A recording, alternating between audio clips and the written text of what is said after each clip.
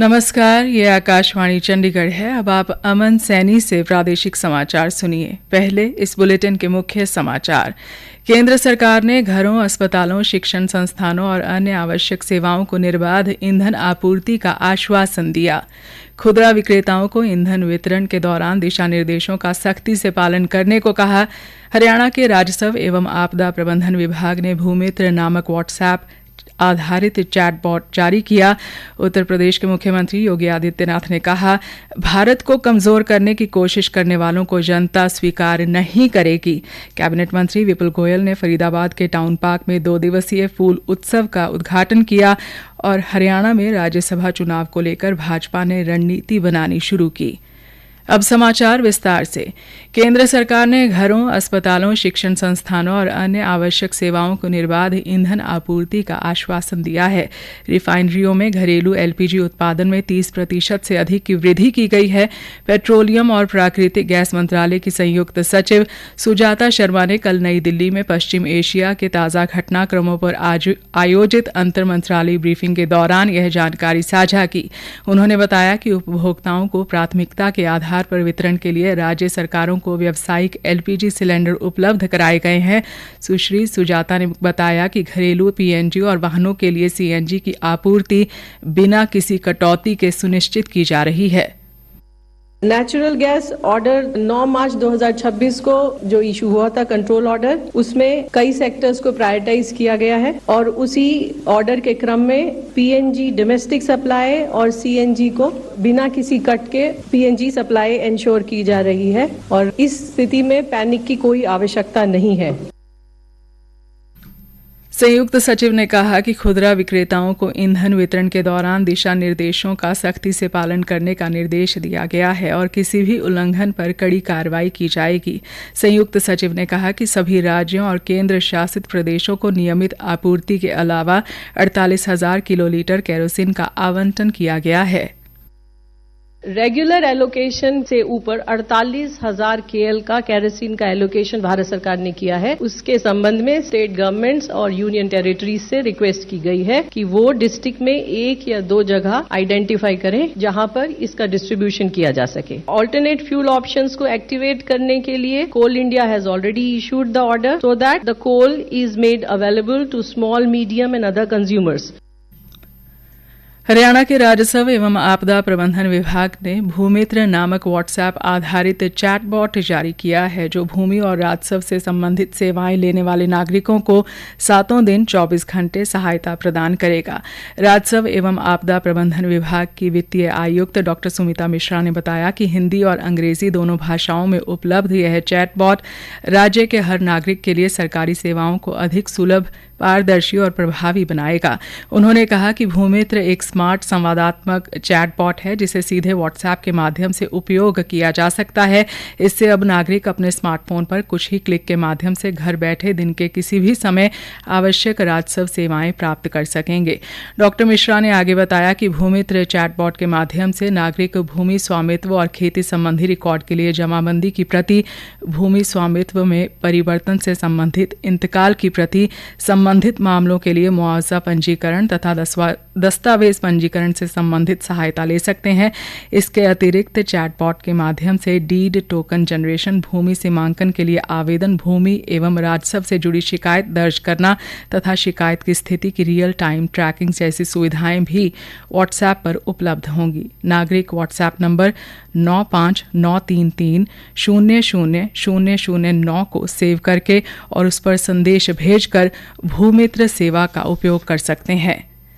आज कैथल में उत्तर प्रदेश के मुख्यमंत्री योगी आदित्यनाथ ने कहा कि जो लोग भारत को कमजोर करने की कोशिश कर रहे हैं उनको देश की जनता स्वीकार नहीं करेगी।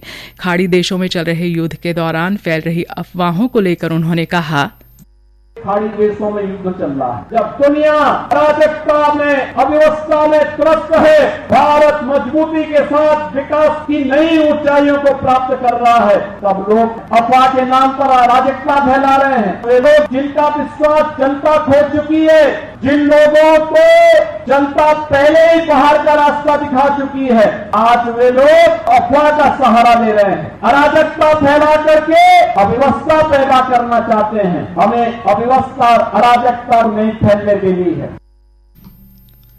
योगी आदित्यनाथ हरियाणा के सोंगल गांव स्थित सिद्ध बाबा मुकुटनाथ मठ में नतमस्तक होने आए थे। मठ में शीश निवाने के बाद योगी आदित्यनाथ ने कहा कि गुरुओं को जीते जी तो सम्मान देना ही है, बाद में भी सम्मान देना चाहिए। सिकंदर का उदाहरण देते हुए उन्होंने कहा कि गुरुओं के सामने तो सिकंदर जैसे विजेताओं को भी नतमस्तक होना पड़ा। उन्होंने कहा कि पंजाब और हरियाणा में तो संतों की काफी लंबी परंपरा रही है। संत शक्ति जागरूक हो तो कोई भी ताकत देश धर्म को झुका नहीं सकती। उन्होंने कहा कि पाकिस्तान भारत में नशे का कारोबार करने के प्रयास कर रहा है, लेकिन हमें नशे के खिलाफ आंदोलन करना होगा। धर्म सभाओं के माध्यम से नशे के खिलाफ आवाज उठानी चाहिए। प्रादेशिक समाचार आकाशवाणी चंडीगढ़ से प्रसारित किए जा रहे हैं। हमारे बुलेटिनों और ताज़ा समाचारों के लिए आप हमारी वेबसाइट newsonair.gov.in पर लॉगिन कर सकते हैं। यह समाचार हमारे यूट्यूब चैनल और x handle Akashvani news Chandigarh पर भी उपलब्ध है। हरियाणा के राजस्व एवं शहरी स्थानीय निकाय मंत्री विपुल गोयल ने आज फरीदाबाद नगर निगम द्वारा टाउन पार्क में आयोजित 2 दिवसीय फूल उत्सव का उद्घाटन किया। इस अवसर पर नगर निगम के महापौर प्रवीण बत्रा जोशी और निगम आयुक्त धीरेन्द्र खटखटा सहित कई गणमान्य लोग उपस्थित रहे। श्री विपुल गोयल ने नगर निगम और जनप्रतिनिधियों के प्रयासों की सराहना करते हुए कहा कि वर्षों बाद टाउन पार्क में फ्लावर शो को दोबारा आयोजन होना सराहनीय पहल है। इनिशिएटिव को दूर तक पहुंचाने के लिए आपने इन लोगों को जो आमंत्रित किया, उससे लगता है कि आज ये जो इवेंट 2 दिन का है, ये हरियाणा ही नहीं एनसीआर के अंदर इसकी जो है ख्याति होगी, ऐसा मैं विश्वास करता हूं। और ज्यादा से ज्यादा इसको दिखाएंगे, फरीदाबाद के लोग और आसपास के लोग इससे जुड़ेंगे, तो मैं समझता हूं तभी हम लोगों को सक्सेस मिल पाएगी और पता भी लगे कि किस तरीके से फरीदाबाद और फरीदाबाद के एडमिनिस्ट्रेशन की और फरीदाबाद के लोगों की जो सोच है उसके अंदर परिवर्तन लाने का काम ये फ्लावर शो से हो रहा है।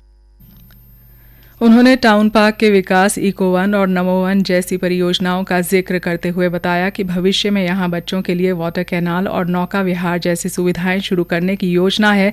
साथ ही शहर में डोर टू डोर कूड़ा संग्रहण, नाइट स्वीपिंग और अन्य स्वच्छता व्यवस्थाओं को मजबूत किया जा रहा है। रसोई गैस की आपूर्ति को लेकर फैल रही अफवाहों पर उन्होंने कहा कि गैस की कोई कमी नहीं है, लोगों को भ्रामक सूचनाओं से बचना चाहिए।